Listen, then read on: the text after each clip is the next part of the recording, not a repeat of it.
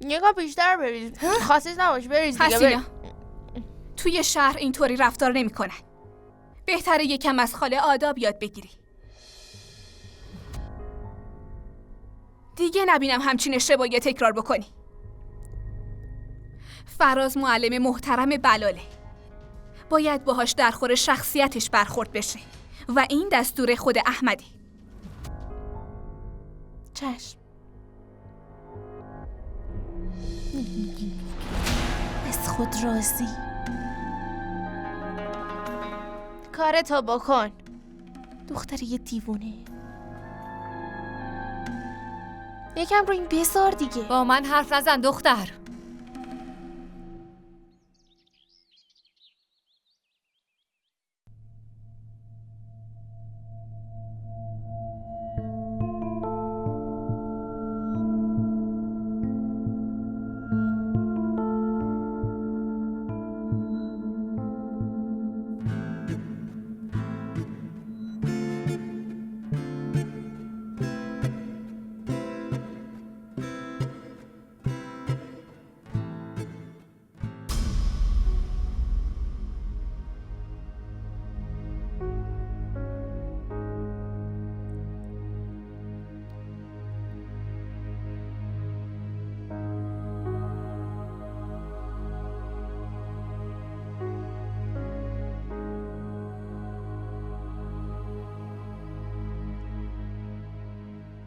این گوشی رو از کجا آوردی؟ راستش گوشی برای خاله سمیه است. پس مال خالته. باشه. با این که این همه دعوت میکنن بازم هیچ ترسی نداری نه؟ چرا اتفاقا میترسم خانم؟ من توی روستا که بودم یه رادیوی کوچولو داشتم که باهاش آهنگ گوش میدادم، ولی اینجا هیچی ندارم. بعد خاله با هم چی کار میکنه؟ هر روز خدا دعوام میکنه. چه میشه کرد؟ من دختر فقیریم. پیش میاد دیگه یه وقت خاله با هم دعوا میکنه و گاهی اوقات معلم‌ها با هم دعوا میکنن و خود خانومم با هم دعوا میکنه. معصومه هم دعوات کرده؟ مگه چی شده؟ میدونین خانوم، این آقا معلم اهل روستای ماست. به خاطر همین یکم رفتم باهاشون صحبت کردم، ولی آقا معلم و معصومه خانوم اصلا از این کار من خوششون نیومد و جفتشون منو دعوا کردن. پس معصومه هم باهات دعوا کرده. ببین، اون معلم شاید از یه روستا اومده باشه، ولی اینجا وظیفه اینه که بهش احترام بذاری. خانم راستی اون پسر کت خدای روستاست، واسه همینم فامیل ما حساب میشه. واسه همین بود که توی خلوت باهاش صحبت میکردم. نمیدونستم انقدر از این موضوع ناراحت میشه. با هیچ کس نباید اینطوری حرف بزنی، کار بدیه. حالا برو این گوشی هم ببر بذار سر جاش.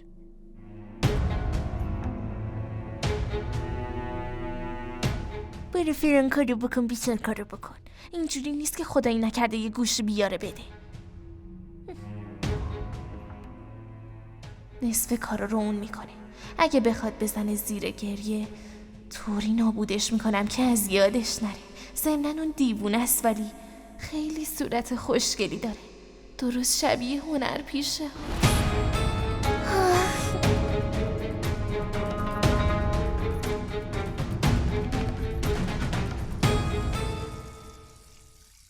شانو، تو گوشیمو برداشتی زنگ بزنی به روستا؟ بله خاله جان، 5 دقیقه حرف زدم و بردم گذاشتمش تو اتاق خودتون. پس اون تماس 1 ساعته دیروز تو گوشی من کار کی بود؟ خاله جان، من قبل زنگ زدن ازتون اجازه گرفتم. حواسم هست از وقتی سر و کله حسینا پیدا شده رفتار و علایق تو هم عوض شده. خیلی هم تو کارهای خونه تنبل شدی. حواستو جمع کن، یهو میبینی خانوم برات میگردونه روستا. نه خاله جان، تو رو خدا منو برنگردونین روستا. به خانومم شکایت منو نکنین. قول میدم دیگه تنبلی نکنم. گوشیتونم بی اجازه بر نمیدارم. من اصلا سر در نمیارم. مگه اون گوشی چه جادویی میکنه که همه واسش سر و دست میشکنن؟ خاله جان لطفاً انقدر عصبانی نباشین دیگه. آشپزخونه همیشه گرمه ها، ولی الان حس نمی کنید یکم بیش از حد گرم شده؟ گوشی من دست توه؟ خب همه برش میدارن که باش تلفن کنن دیگه، منم واسه همین برش داشتم. راستی خاله باهوش من توی روستا خاله حکم مادر آدمو داره. شما عین مادر منم شبیه دختر شمام دیگه. خواهش میکنم منو ببخشین، قول میدم دیگه دست به گوشیتون نزنم. این فک و فامیلای خودتن که ادای بیگناهی تو باور میکنن، نه من. مدام داره ور میکنه، همینجوری ور.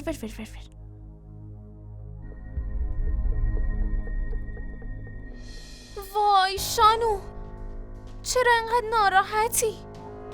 ببین ما الان خدمتکاریم، باید به این توهینا عادت کنی.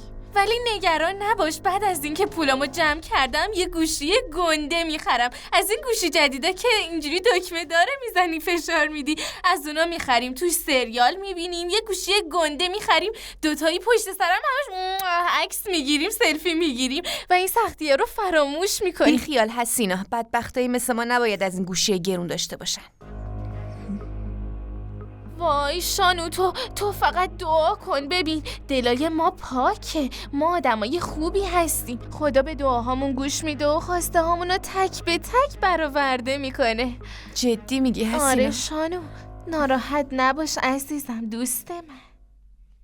به ببین چه بستنیه. دفعه بعد واسه منم بستنی بیار باشه. بیا بخور. زود باش بخور تا کسی نیومده ببینه. دوستم از کجا اینقدر پول آوردی آخه؟ تو این بستنی عنبر رو بخور، به باقیش کاری نداشته باش. دوستم ولی من میدونم که پولاتو از یه دستگاه میگیری. خودم اون روز دیدمت. ای وای، آخه تو چی دیدی؟ اون عمویی که هر روز میاد اینجا فقط به تو پول میده، درسته؟ اون که شیر فروشه، صورتشو دیدی؟ شبیه سطل ماسته. به نظرتون شبیه یه دستگاهه؟ دوست بعد مامان گفته نباید آدما رو مسخره کنی. باشه، تو هم فقط بشین دعای خیر کن. از این به بعدم دیگه واسه داستان نمیگم. واقعا نباید اون کارو میکردی. اول باید بهم بگی این همه پولو از کجا آوردی. ای بابا، بازم شروع کرد. کجاشو نمیفهمی؟ ببین هرچی لازم داشته باشیم اگه یه گوشه کناری دیدیمش میتونیم برش داریم. اما مامان میگه نباید هیچ وقت از کسی چیزی برداریم. این کار دزدیه. هر جور راحتی، یا حرف منو گوش کن یا مامانت. این یه دنیای آزاد برای حسیناست، واسه همینم هر چی بخوام مال خودم میکنم. حالا اگه دست از این سوالات بر نداری بستنیت آب میشه و کیف ما هم کور میشه. باشه، ولی اگه گیر بیفتیم اون وقت کی میخواد گیرمون بندازه؟ اگه من فقط 200 تا یا 400 از این پول بردارم کسی چیزی نمیفهمه. اگه هم میترسی بعد گیر افتادن دعوت کنن، بهتره دروغ بگی و انکار کنی، یا اصلا تقصیر رو بندازی گردن یکی دیگه. ولی مامانم میگه که خدا از دزدی و دروغ خوشش نمیاد. نه، خدا ناراحت نمیشه. بعدش هم چرا مدام اسم دزدی و واسه من میاری؟ من دارم عمرمو میذارم و کل این خونه رو تمیز میکنم و مرتبش میکنم. حسینا انقدرم حق نداره. آقا دوستتون زنگ زده بود. چند بار خانوم بهت تذکر داده بود. چند بار گفتن که آقا رو نیری این جور جاها. آقا تو برو با دوستتون صحبت کنی، تا برگردی من کارای خونه رو میکنم. بریم.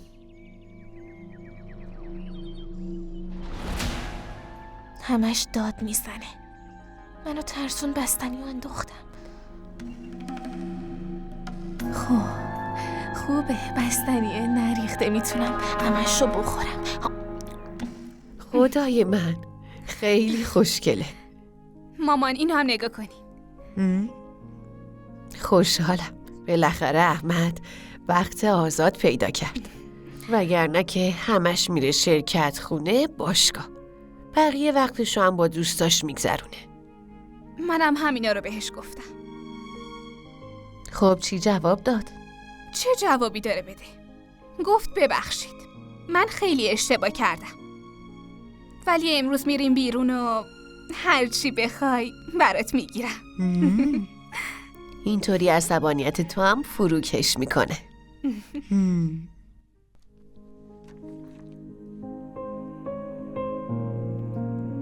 مامانت رفته بود بیرون. فکر کردم شاید برادرم گشنش باشه، برای همین یه چیزی برات درست کردم و آوردم. آره گرسنمه. ولی بذار یه دقیقه برم بیرون. اینا رو ول کن. بیا اینو بخور. ای بابا بخور دیگه. میدونی مامانت که برگشت خونه با یه کیف بزرگ رفتی اتاق مادر بزرگت. منم همه کارامو ول کردم تا بیام شکم تو رو سیر کنم. حتی مامان خودت هم مثل من مراقبت نیست. اما من اصلا واسه تو مهم نیستم. واسه غذا آوردم و تو میخوای بذاری بری. امروز آقا معلم نیومد. واسه همین مشقامو دادم مامانم بنویسه، برای همین میخواستم برم. این چیزا رو ول کن. اول شکمتو سیر کن، بعد برو سر درست. حالا بیا اول آب میوه‌تو بخور.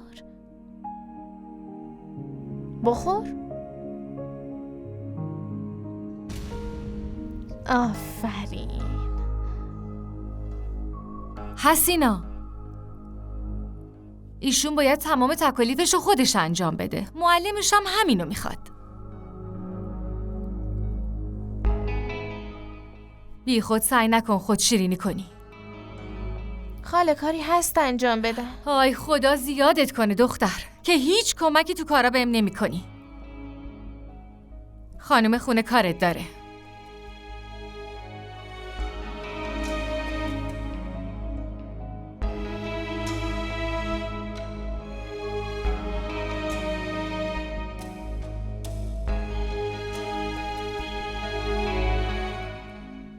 وای خدا چقدر این پیرهن خوشگله.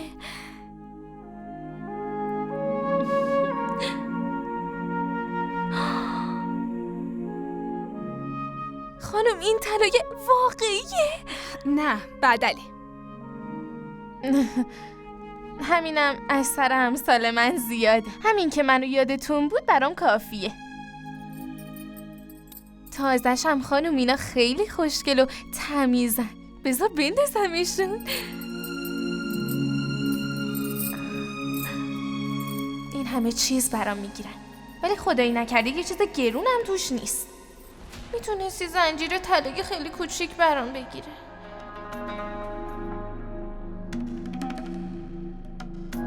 وای خدا، دارم به چی فکر میکنم؟ اون شوهر خانومه. چرا باید برای من خرج کنه؟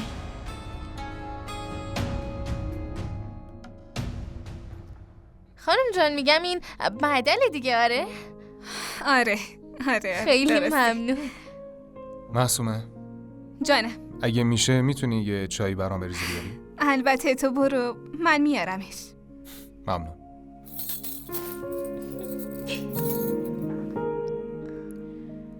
مامان من برم، میرم واسه احمد چای درست کنم ببرم. باشه دخترم.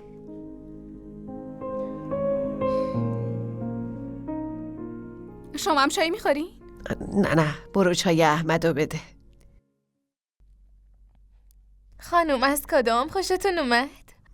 خودت باید خوشت بیاد. فردا اینو میپوشم و میام بهتون نشون میدم. باشه. امروز نمیخوای بری برام چای بیاری؟ خانم الان میرم سریع براتون یه چای درجه 1 و دبش دم میکنم. فقط 2 دقیقه بهم وقت بدین، 2 دقیقه دیگه با چای اینجام.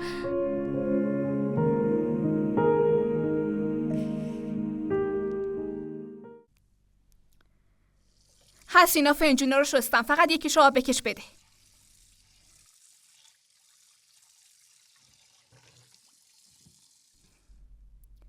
بده.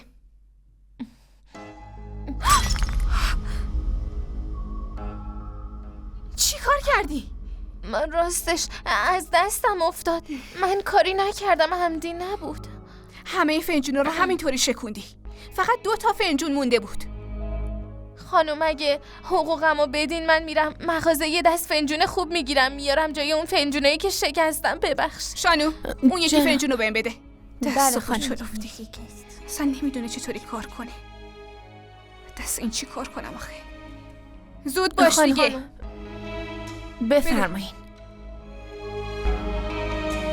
چی کار میکنی؟ چشاتو باز کن دیگه.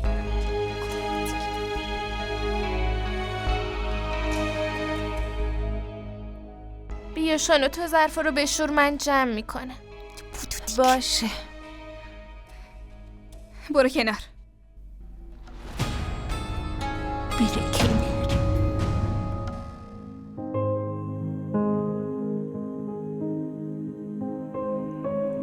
مامان قراره کلی دنبال این بگردی چون من دزدیدمش. حسینا چی شد این فنجون افتاد شکست؟ میخوای بهت بگم چی شد؟ چه آره چی شد؟ بیا اینجا وایسا. بیا ببین این لیوانو برداشتم گذاشتمش اینجا. این چه کاری بود کردی آخه؟ خودت جمعش کن. هیچ کس جز خود حسینا به من امر و نهی نمیکنه، فهمیدی؟ اینا رو تمیز کن. دیدی؟ منم که به خودم دستور میدم.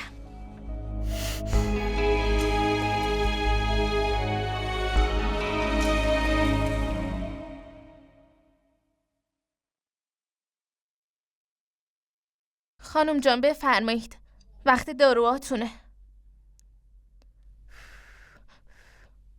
چه بلایی سر دستت اومده؟ چی بگم خانم خونه نمیذاره توی این خونه یه قلوب آب خوش از گلون پایین بره. قبلا با هم اینقدر بدرفتاری نمیشد. من آدم بدی نیستم. اشتباهی یه فنجون از دستم افتاد و شکست. فنجون که شکست دست منم از اینجا پاره شد. اگه بدونین خانم چه حرفایی بارم کرد. من فکر میکنم که معصومه خانم از حضور من تو این خونه راضی نیست. یا خدا، اینو کی شکوند؟ کار من نبود خاله جان. حسینا شکونده؟ آره؟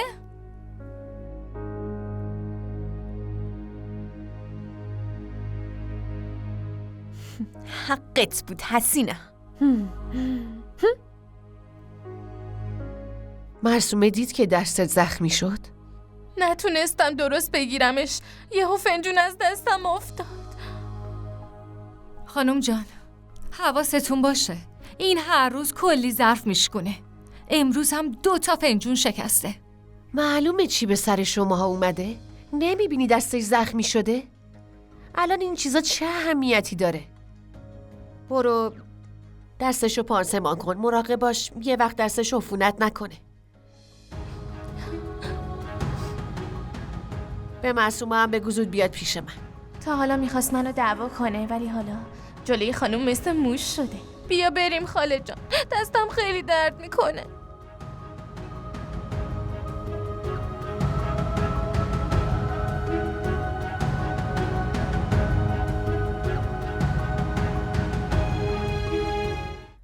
قصر در رفتی.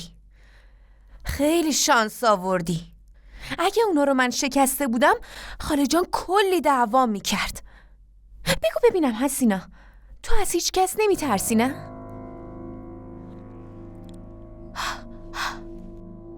حسینا از باباشم نمیترسه.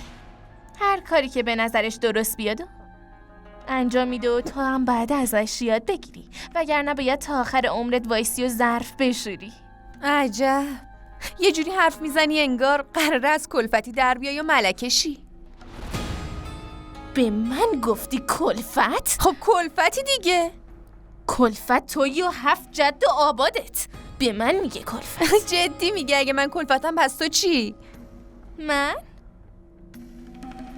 حسینا یه ملکه است. ملکه زیبایی. فقط بشین و تماشا کن. وقتی جادوی زیبایی حسینا به کار بیفته اون وقت چی؟ سرنوشت تو هم عوض میشه.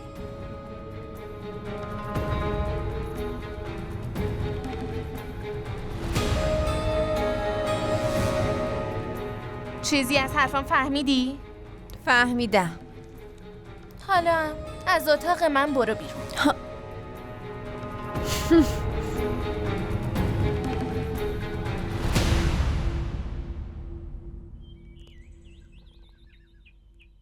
دخترم، تو که همچین آدمی نبودی. چی؟ مامان، من کار اشتباهی کردم. میدونم که با حسینا یه سری مشکلات داری. سر به هواست، زیاد اشتباه میکنه، اما تو باید ببخشیش. دوست ندارم عروسم با خدمتکار خونه به خاطر همچین مسائل کوچیکی درگیر بشه.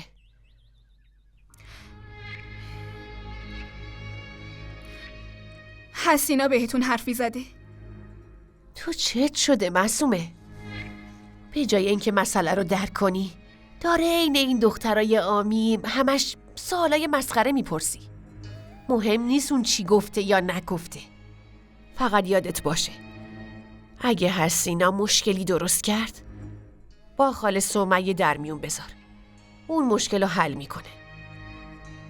در شأن تو نیست خودتو قاطی کنی.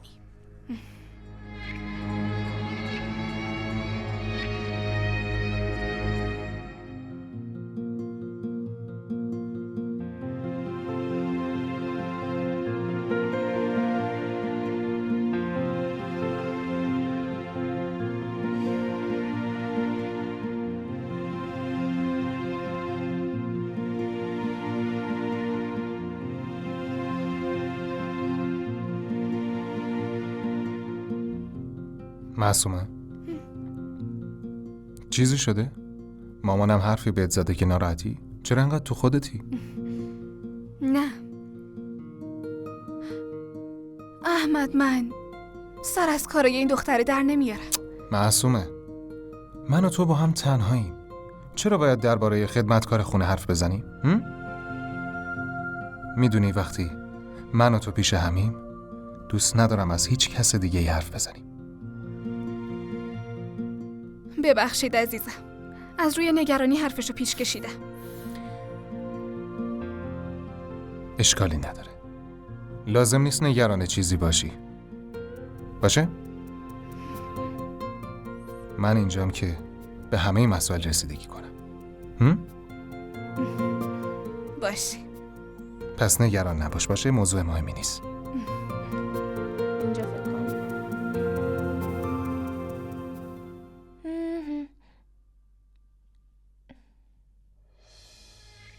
چی شده شاهزاده؟ چرا انقدر رنگت پریده؟ میخوام یه چیزی نشونت بدم. نشونم بده.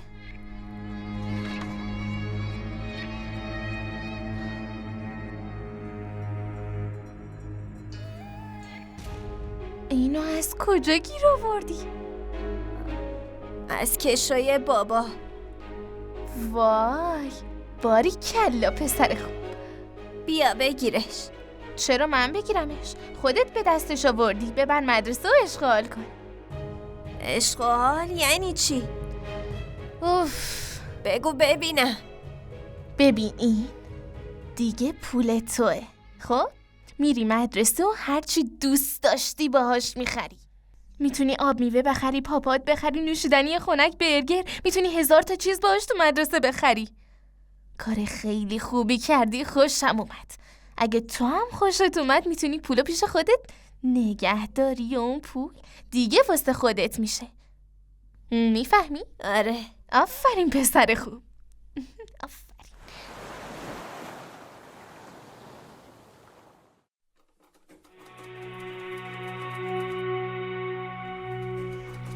حسینا، تو رفتی چغلی منو کردی؟ نه خانم، چغالی چیو بکنم؟ من تا حالا همچین کاری نکردم. راستش فنجون که افتاد.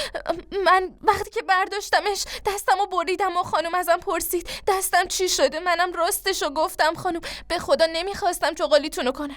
هر چی بیشتر زرنگبازی در میاری احمق‌تر میشی. معصومه چرا داری دعواش میکنی؟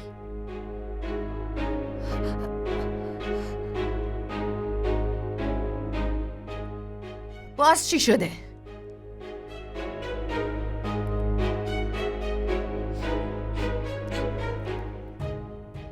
چرا داری گریه میکنی حسینا؟ چی شده؟ هیچی. خانم داشت ازم میپرسید که چرا اومدم پیش شما و چغالیشو کردم.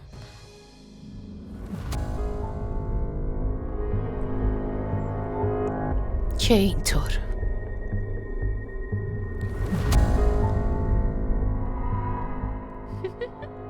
اومد با من دعوا را بندازه. خودش افتاد تو دردسر.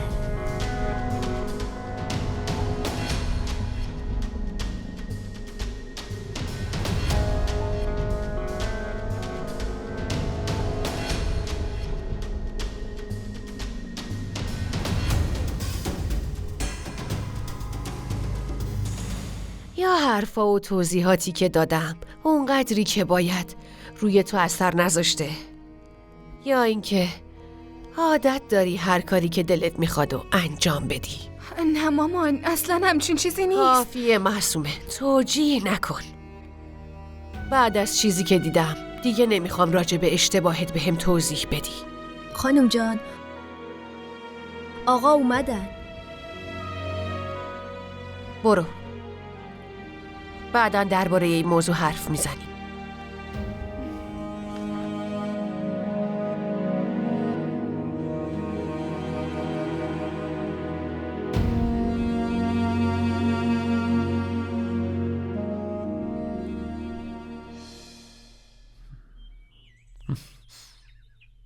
آفرین. مامان نگاه کن، نمره خوب گرفتم. خوبه دیگه، میتونی بری تو اتاقت. آفرین پسر خوب. چی شده؟ به نظر ناراحت میای. نه، یکم سردرد دارم، شاید برای اونه. میدونی تو اصلا تغییر نکردی. هنوزم وقتی میخوای دروغ بگی دستاتو به هم میمالی. حالا بگو ببینم جریان چیه؟ حسینا از اون که فکر میکردم باهوش‌تره. من که بهت گفته بودم. نمیدونم چطوری باید این دختر رو کنترلش کنم. کنترل حسینه دست خودشه. قرار نیست تو کنترلش کنی خانم جون. من مثل انبار باروتم.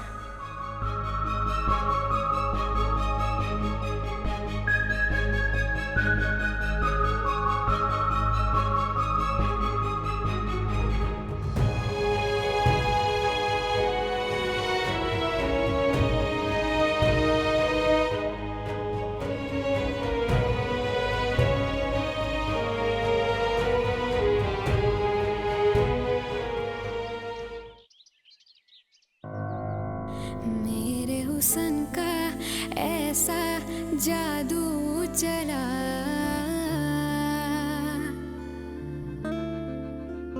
मेरा हो गया जो भी मुझसे मिला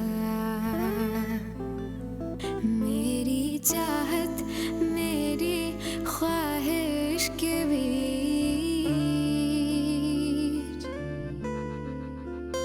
आया जो भी मैं उसको दूंगी मिटा हर एक को मान है मुझ पे बड़ा मेरा दिल मेरी ख्वाहिशों पे अड़ा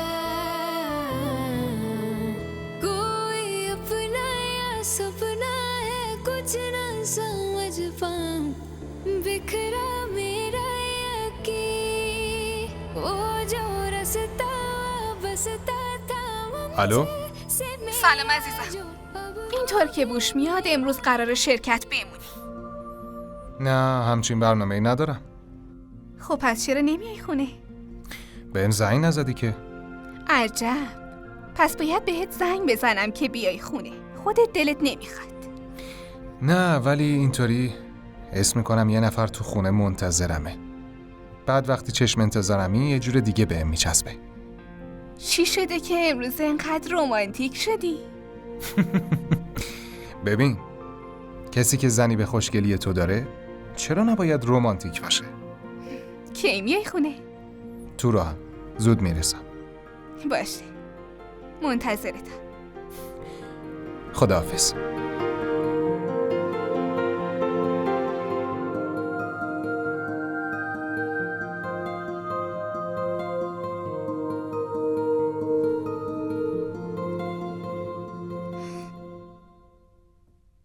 حسین خانوم چیزی شده؟ اتفاقی افتاده؟ نه. خانوم خیلی ساکته و به نظرم یکم هم عصبانیه. بذار من باش حرف میزنم. نه، الان داروهاشونو خوردن و دارن استراحت میکنن. راستی خاله جان بلال کجاست؟ ندیدمش. بذار برم ببینم تو کجاست. اینجا باش، خودم میرم دنبالش.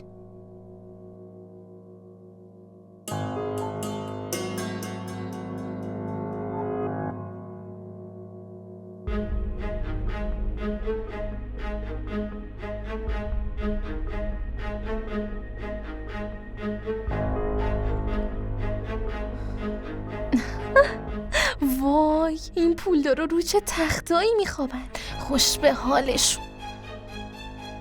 بذار ببینم.